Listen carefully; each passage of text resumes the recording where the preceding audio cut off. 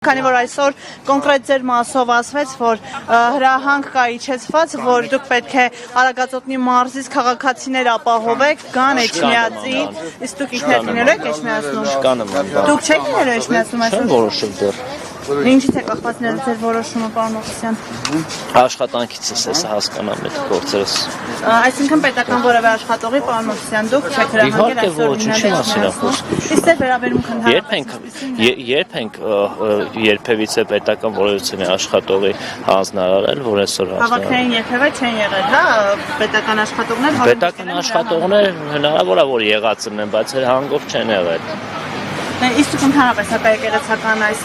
արշավին, հա, ինչպես ասում են, դա ձեր գնահատականն է, հա։ Գնահատականը չէ, ինչպես հայտարարվում է տարբեր կողմերից, Մայրաթոռը եւս այսօր հայտարարություն տարածեց, նշելով, որ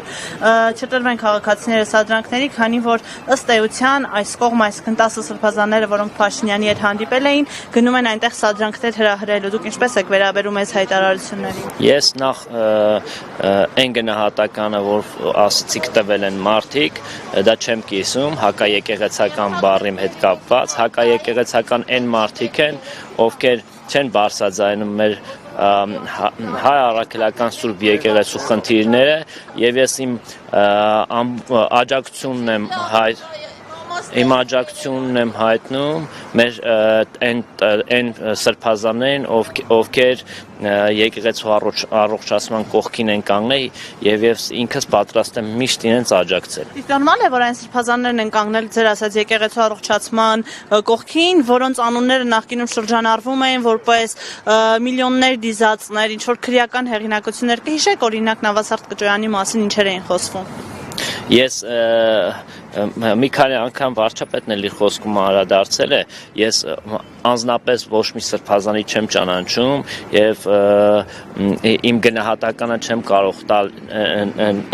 նրանց անցյալի վերաբերյալ, բայց ես կարող եմ մի բան ասել, որ բոլոր մարդիկ սխալական են եւ ունեն հնարավորություն որևիցե մի պահից ուղղվել եւ կատարել քայլել, որ միտված է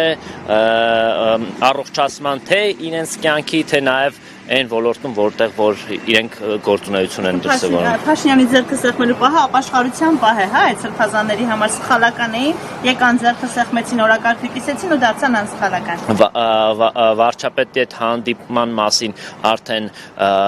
տարածել են իրենք հաղորդագրություն եւ վարչապետն է անդրադարձել, ես չեմ ցանկանա դրան անդրադառնալ եւ ձեր ասացի հետ համաձայն չեմ, այլ ցանկացած պահի, երբ որ մարդը գիտակցում է այն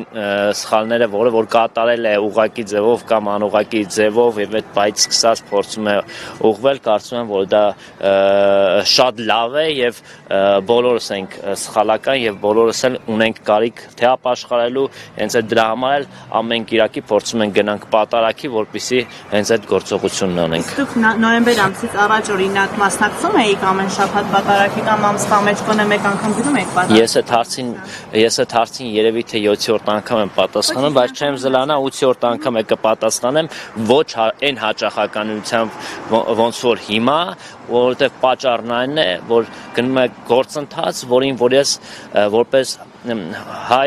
առաքելական Սուրբ եկեղեցու հետևորդ կարծում եմ, որ իմ ներդրումը պետք է ունենամ եւ այդ ներդրումը նաեւ այն եկեղեցիներում մասնակցել պատարակներին, որտեղ որ մեր հոգեվոր հայրերը գլուխ են բարձրացել եւ փորձում են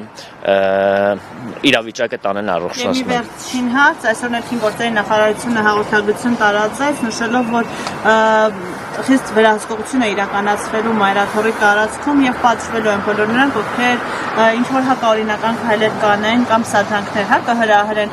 Դուք ինքներդ ինչ որ սադրանքների այսօր սպասում եք, ովքեր պետք է օրինակ Մայրաթոռի բակում նման սադրանքների գնան, որի մասին ներքին գործերի նախարարությունը հայտարարություն է տարածել։ Ես շատ ուրախ եմ, որ նման հայտարարություն է տարածել ներքին գործերի նախարարությունը, եթե նման